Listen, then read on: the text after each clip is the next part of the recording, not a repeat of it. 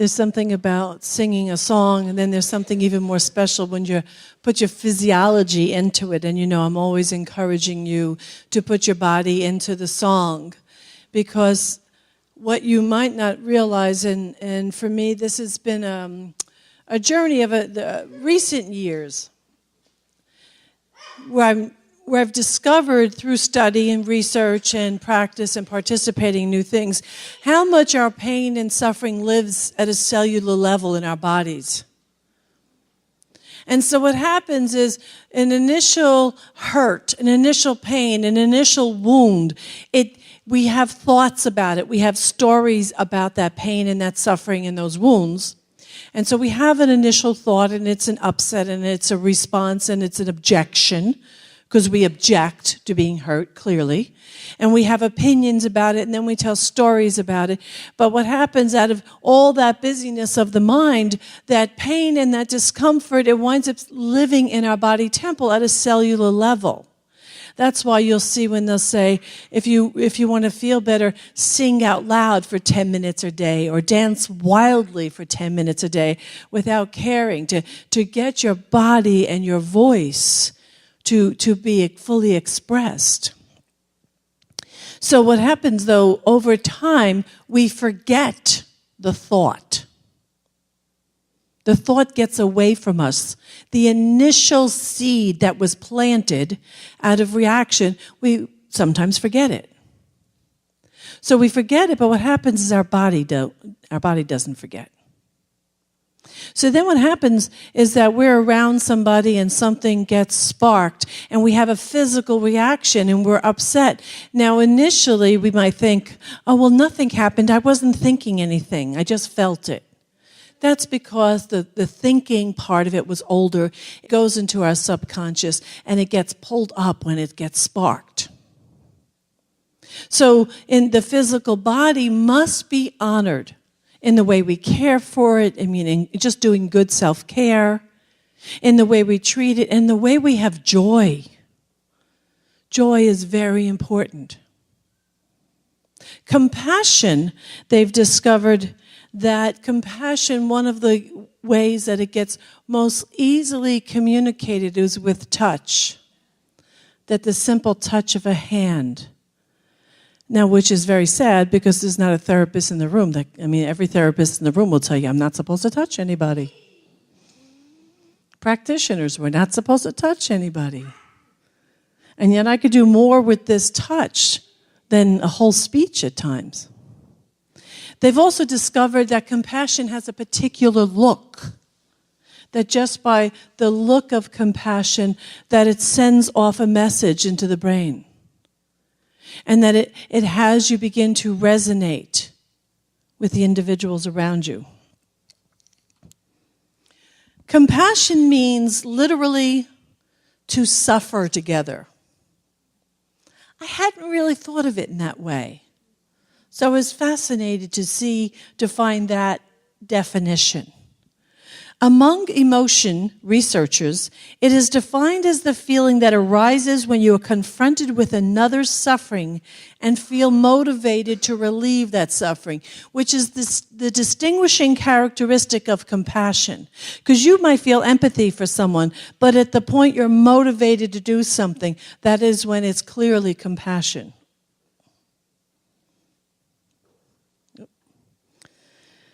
Compassion is not the same as empathy or altruism, though the concepts are related. While empathy refers to more generally to our ability to take the perspective of and feel the emotions of another person, compassion is when those feelings and thoughts include the desire to help, as I mentioned. So at the point when you watch TV and you're upset and you feel empathetic toward what you see in the horrific news that's happening, that's one thing. You get up, you go, and you march. You write a letter. You reach out a hand. That's compassion. Altruism, in turn, is the kind, selfless behavior often prompted by feelings of compassion. Though one can feel compassion you can feel compassion without acting on it. And I think when we feel compassion but we don't act on it, I think very often we get that sense of helplessness. Cynics may dismiss compassion as touchy-feely or irrational. Scientists have started to map the biological basis of compassion, suggesting its deep evolutionary purpose. This research has shown that when we feel compassion, our heart rate slows down. We secrete the bonding hormone oxytocin, and regions of the brain linked to empathy, caregiving, and feelings of pleasure light up. Isn't that interesting, right? Often results in our wanting to approach and care for people. Darwin said that the community with the most amount of compassion for each other will be the community that survives. Get that? That's a huge thing to understand. So basically, the more we love each other, connect with each other, support each other, the more survival and support we have for each other. Which is why the two teams that we have managed by two of our soon-to-be licensed practitioner interns. We're all saying that because they took a major exam yesterday, and they're all walking around relieved.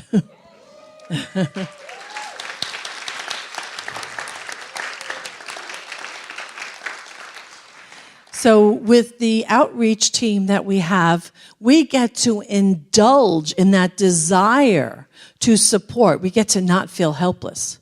And then the in-reach is where we show up for each other, which is, for us in this center, in-reach is where, if you're in the hospital, if you just have a particular need that's extraordinary and you can't find it right in your backyard, you reach out to our in-reach team and we do the best we can to support you. So the communities where there has the most sympathy and compassion happening, and actually the word he used was sympathy, the more productive that community will be in supporting each other and thriving.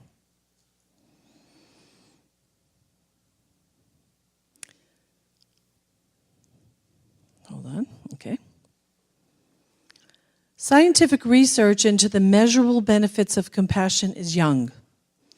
Preliminary findings suggest, however, that being compassionate can improve health, well-being, and relationships.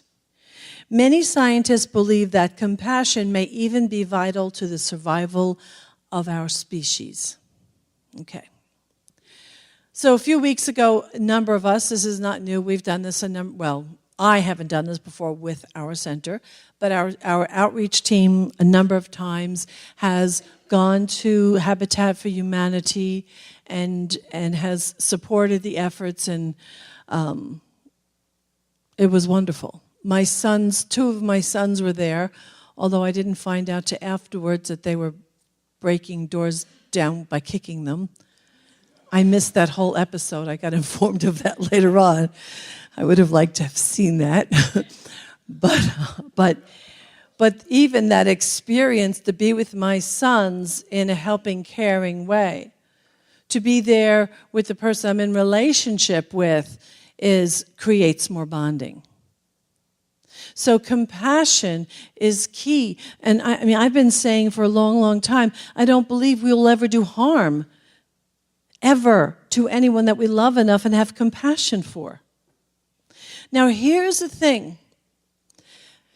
Compassion, forgiveness, and there's one other I can't remember right now. If you are depending upon understanding that person to forgive them, you're waiting too long.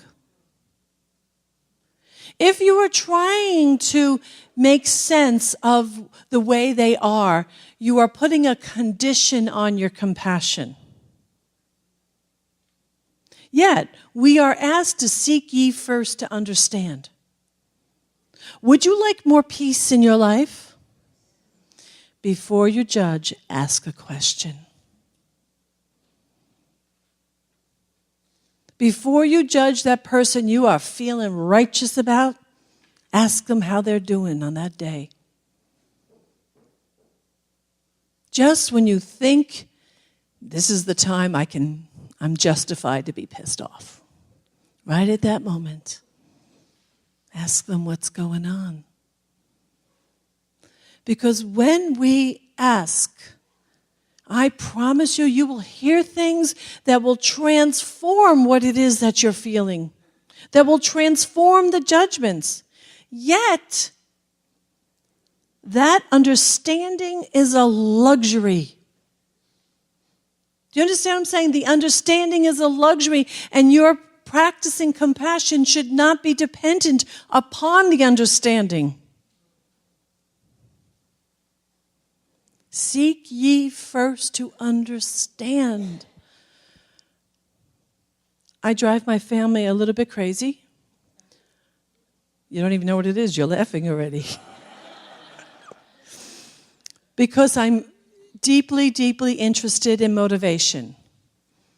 I don't really, I think they think I'm judging them, and I think maybe it comes out that way, but I'm just curious why certain people do certain things. You know, I'm just curious. I'm truly curious. I want to understand why people are motivated to do or not do something, or why they chose to do things in a certain order. And I find that the more I ask the question and the more I try to understand why, it goes into the whole realm of possibility, and it feeds my understanding for all people. So I take time to ask the question. I'm sure my kids feel picked on. You know. It's not my intention, so I do remind them. I'm not trying to give you a hard time. I really just want to understand.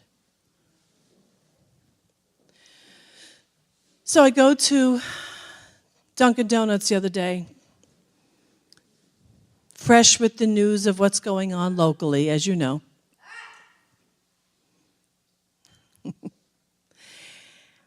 And I'm being served by some young people in Dunkin' Donuts. And I suddenly am overwhelmed with emotion because I'm looking at these one young woman looked like she might be from Ethiopia because, you know, the facial structures are very specific.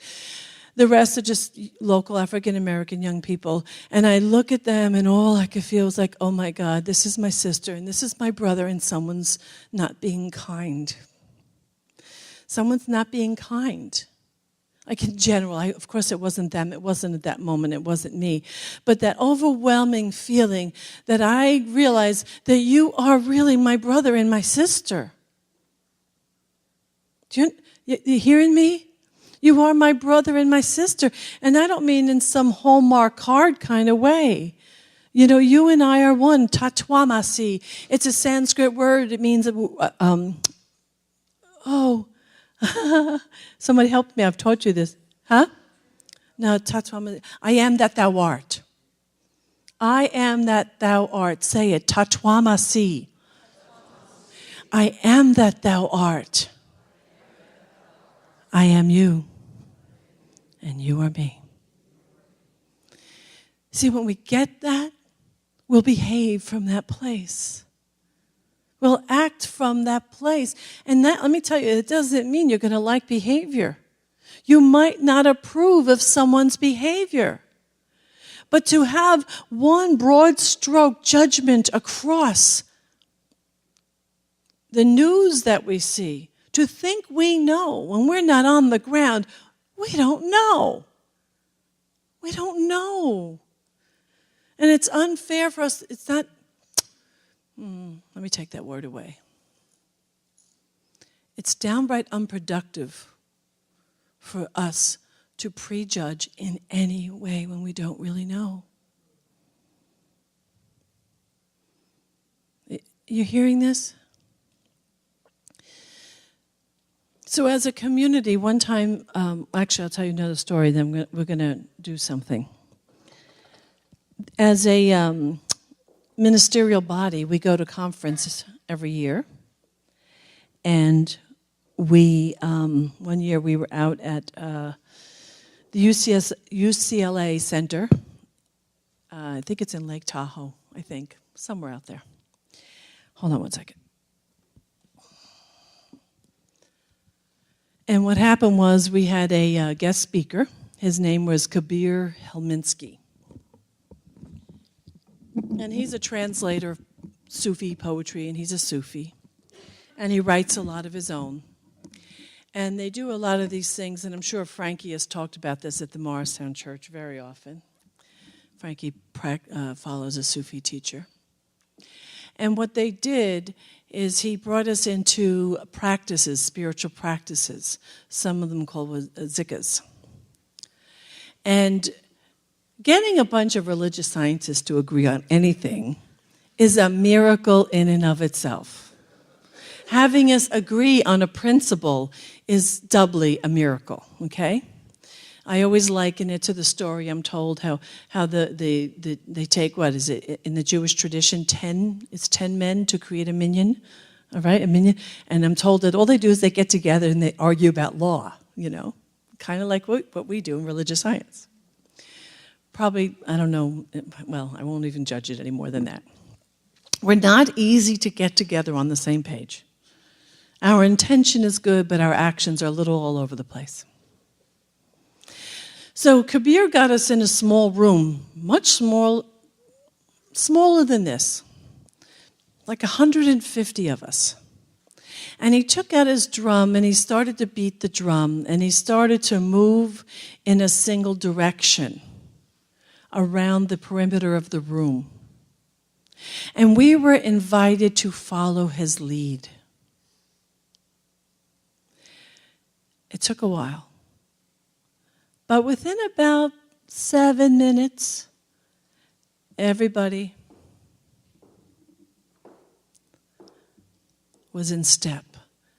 And we were moving synchronistically around this room. And it was fascinating to me. And so what happened? I thought to myself, wow, you can get a group of stubborn ass, judgmental, opinionated people to agree and walk in a circle. I thought to myself, wow, we could do anything. Now, I understand that a lot of us, especially, face it, young adults, we want to do it ourselves, and we want to do it differently.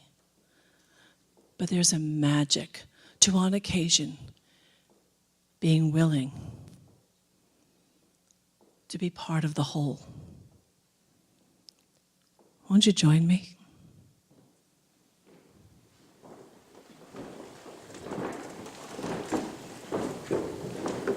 Just gently feel it.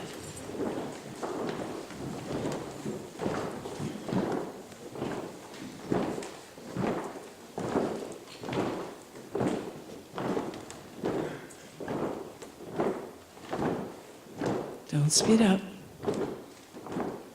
Pay attention.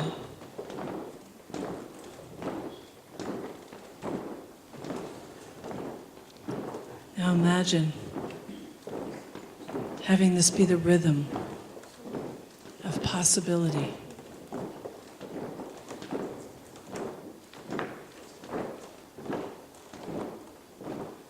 Imagine that in this rhythm we can declare our good. So I'm going to say some things. I'm going to invite you to repeat after me. I am one with the one.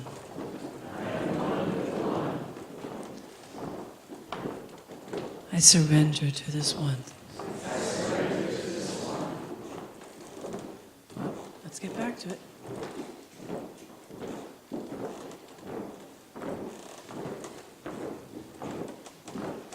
I create from this rhythm. So right now, while in sync, listen to me, listen to my feet. Right now, imagine all people in this rhythm.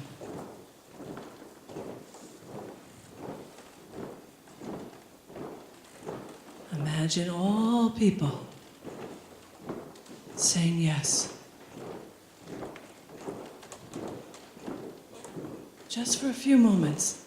not to give up our individuality, not to give up our free expression just for a few moments.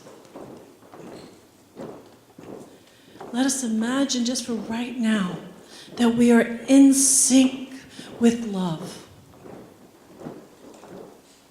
That we are in sync with possibility. Feel it. Feel the power of the motion. Feel the power of the many.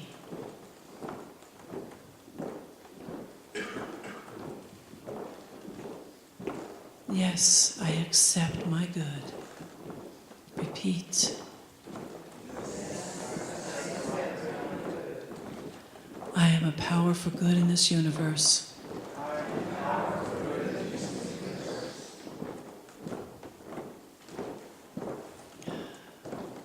Don't speed it up. Stay with the rhythm.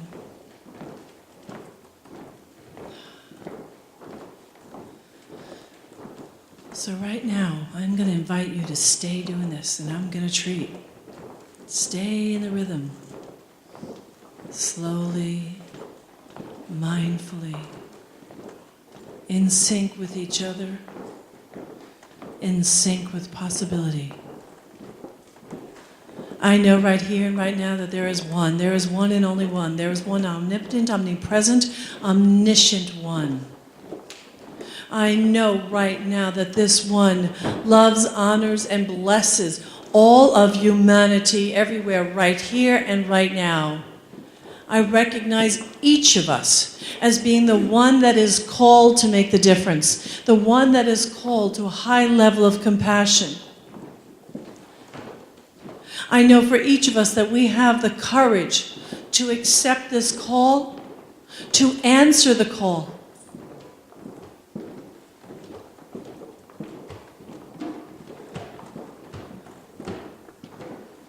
There you go. Follow the drum.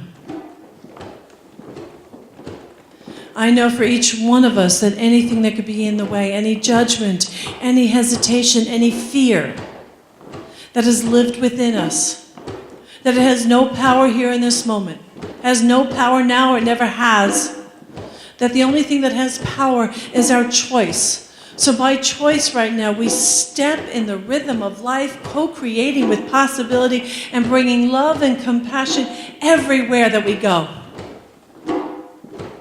That we are the one, not arrogantly, but recognizing that we are one with the one now and always. There's no outside of this. There's no separation from this. I am one with the one. Say that with me. Again, I am one with the one. I am one with the one. I am one with the one. I am one with the one. I am one with the one. I believe in us. I believe in the place where the Spirit resides. And I surrender this word joyfully to law, to love, and to the universal mind. And so it is. Thank you so much.